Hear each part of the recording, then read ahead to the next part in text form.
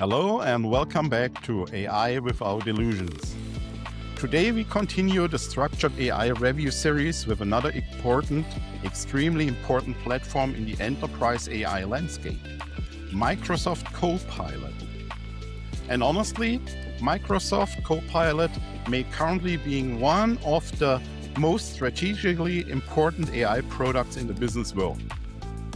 Not necessarily because it's the most spectacular AI assistant, not because it creates the most hype, and not because it always delivers the best individual answers, but because of where it is already inside in a real enterprise reality, inside of Outlook, Teams, Word, Excel, PowerPoint, inside Microsoft 365, inside all the enterprise identity systems there, and all the daily operational workflows. And that changes the discussion dramatically. So, welcome again. My name is Dr. Siegfried Isele, and as always, feel free to call me Ziggy as well, here in the conversations and in the comments. You know, this series is not about a hype-driven AI battle. This is about operational reality, governance, enterprise scalability, security, leadership, and pragmatic analysis. And importantly, every platform in the series goes through the exact same structured review.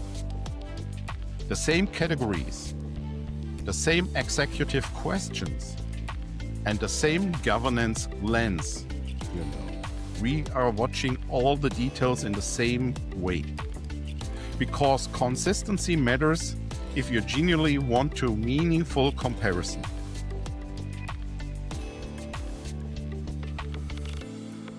So let us begin with the strategic positioning.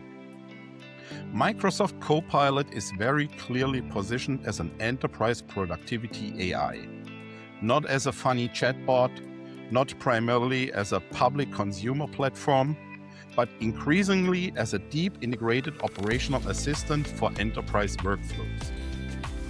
Remember the last video about Google? And honestly, that positioning makes enormous strategic sense for Microsoft, because Microsoft already owns one of the largest productivity ecosystems in the world. Email, meetings, documents, identity management, collaboration, cloud infrastructure, enterprise workflows, security environments. Very few companies globally have that level of operational enterprise integration. Are you more Google or Microsoft? Let me know in the comments. Now, from a practical real-world perspective, Copilot becomes valuable most if it's deeply embedded into existing workflow environments.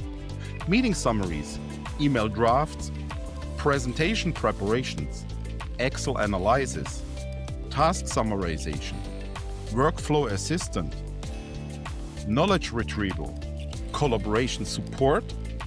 And honestly, this is where the discussion becomes extremely interesting again, because Copilot is less about creating a separate AI experience. It's more quietly embedded AI on daily work itself. It's there already. That makes adoption potentially much easier for many organizations. But it also creates new challenges in governance realities. Because once AI becomes deeply integrated into productivity environments, like we have discussed with the Google solution, then in between the normal AI assistant and the work slowly disappears. And that has a major implication for governance, accountability, compliance, and operational transparency.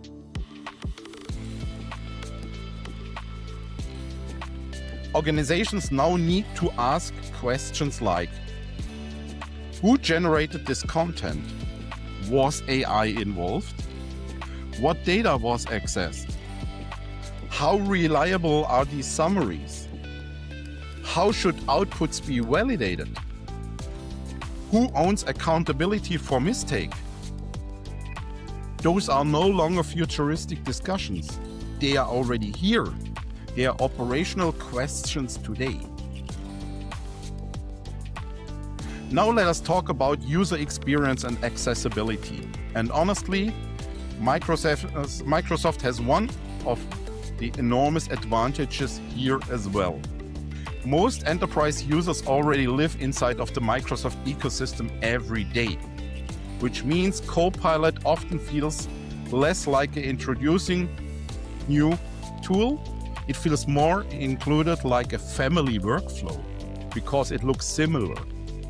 And that matters enormously from an adoption perspective, because user behavior is often one of the hardest parts in digital transformation. Technology alone rarely creates successfully adoption. Behavior integration does. People do. Now, from a reliability perspective, Copilot shares many strengths and weaknesses common to current generative AI systems. The productivity gains can be impressive. The workflow integration is strategically powerful. The accessibility is strong, but also here, hallucination exists still. Incorrect summaries still exist. Misinterpretations still exist. And validation absolutely remains necessary. Which means organizations must avoid very dangerous assumptions. AI-generated productivity does not automatically equal operational correctness. And in enterprise environments, that distinction matters enormously. Now let us move into governance and compliance. And honestly, this is again probably one of the most critical areas also here in the Copilot discussion, because Copilot operates directly inside of the enterprise environments. Identity systems, access models, permissions, documents, meetings, always there, collaboration platforms, internal communication, which means governance maturity becomes absolutely essential.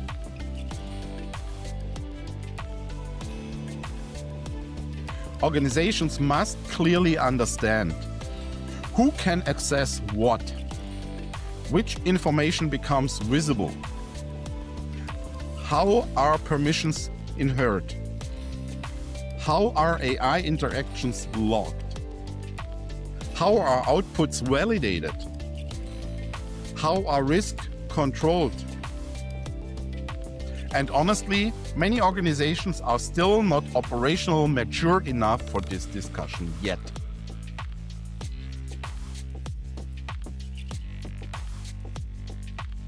Security and data protection are obviously deeply connected to this as well. Because once AI integration becomes deeply integrated into enterprise productivity systems, the attack surface challenges intensively sensitive information, internal communication, financial discussions, customer information, project data, meeting summaries, internal documents. AI suddenly gains visibility into enormous amount of organizational context. That could be good and bad in the same time. Which means security teams, governance teams, and executives must become significantly more AI literate moving forward. Now, from a scalability perspective, Microsoft Copilot is potentially one of the strongest enterprise AI scaling platforms currently available. Simply because Microsoft already owns the operational environment here where work happens every day. But once again, technology alone does not guarantee successfully transformation. Organizations still require training, governance, AI literacy, validation structures, clear ownership, change management, and operational discipline.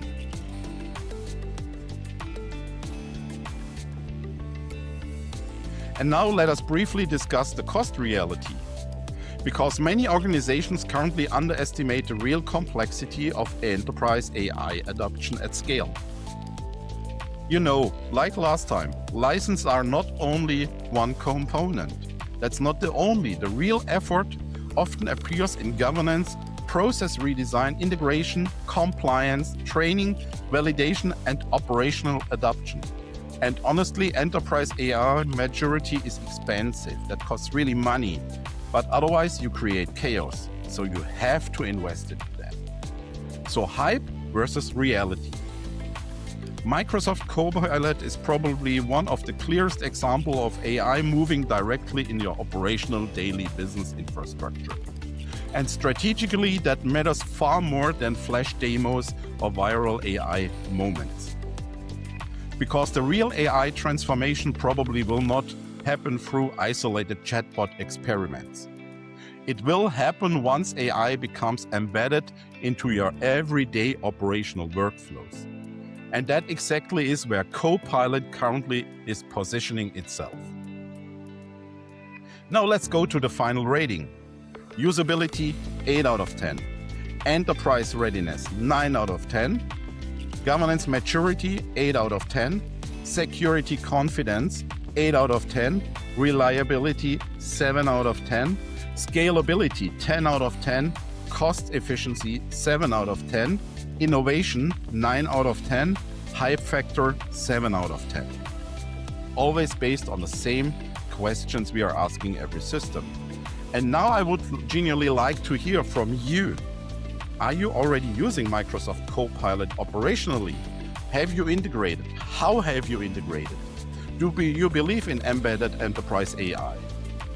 What is your focus on that? Or do you still prefer more isolated AI tools and workflows?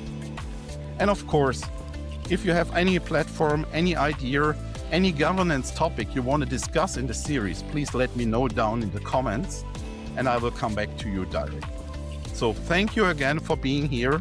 I hope you like the series and I really like that you are watching the series. And until next time, you know, less buzzwords, more reality.